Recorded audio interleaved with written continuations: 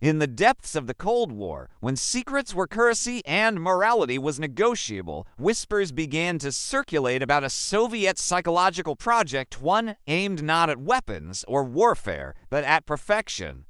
The story came from fragments, leaked medical memos, half-burned letters, and the quiet testimonies of scientists who disappeared soon after speaking. They called it Project Galatea. It supposedly began in 1961, when Soviet officials noticed the growing obsession with beauty and consumerism in the West. American media glorified blonde bombshells and flawless women, while the USSR claimed moral superiority through ideology.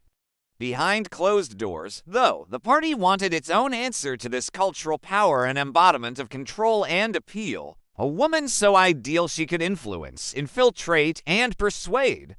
A living symbol of the perfect Soviet citizen. Officially, the Institute for Behavioral Studies in Novosibirsk handled psychological resilience and adaptive modification. Unofficially, it became the lab for Project Galatea. Records later uncovered mention a group of young women selected for exceptional loyalty, intelligence, and aesthetic potential. They were promised prestige and medical enhancement.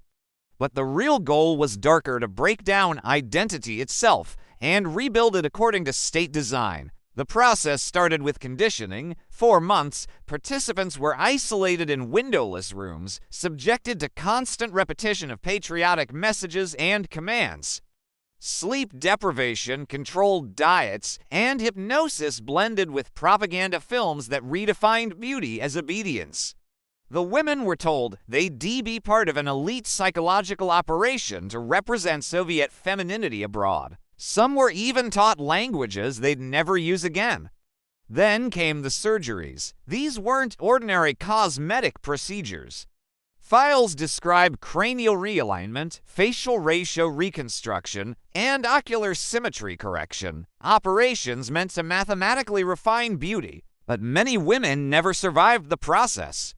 One surgeon's private notes, found years later, mentioned emotional flattening and loss of affect. Some woke up unable to smile, others forgot who they were entirely.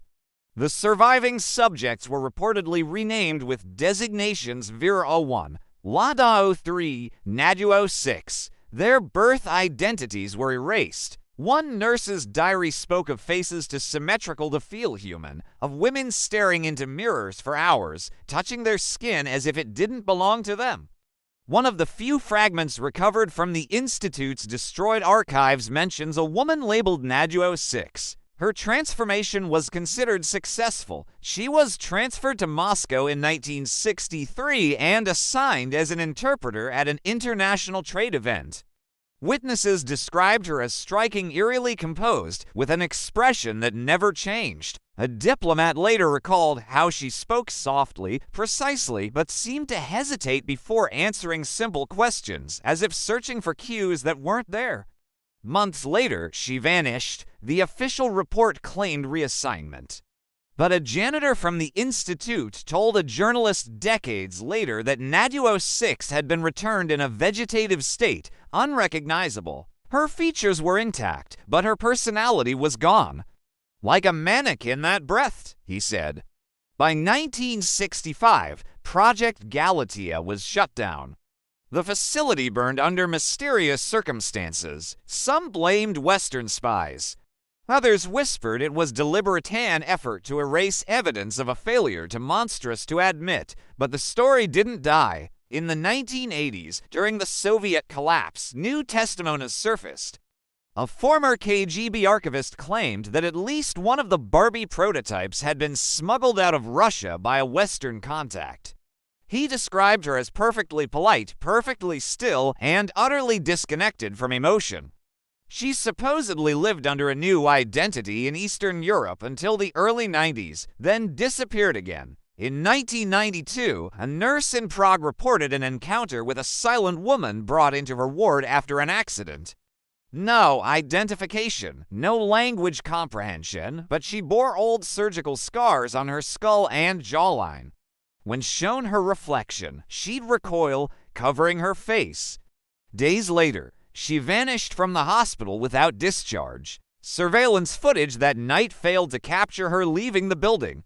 Skeptics dismiss the human Barbie experiment as Cold War folklore, a product of paranoia and propaganda.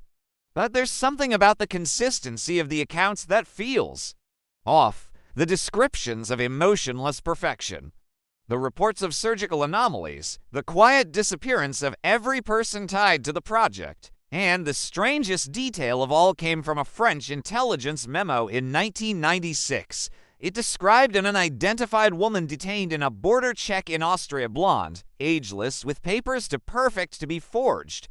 Her fingerprints didn't match any record, and she spoke fluent Russian, English, and French, yet couldn't explain where she was from.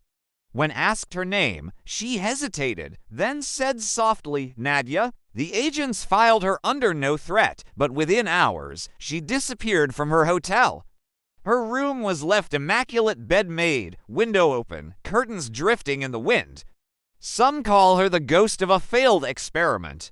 Others say she's proof that the Soviet dream of perfection didn't die, just relocated. And a few those who claim to have met her say she was beautiful beyond reason.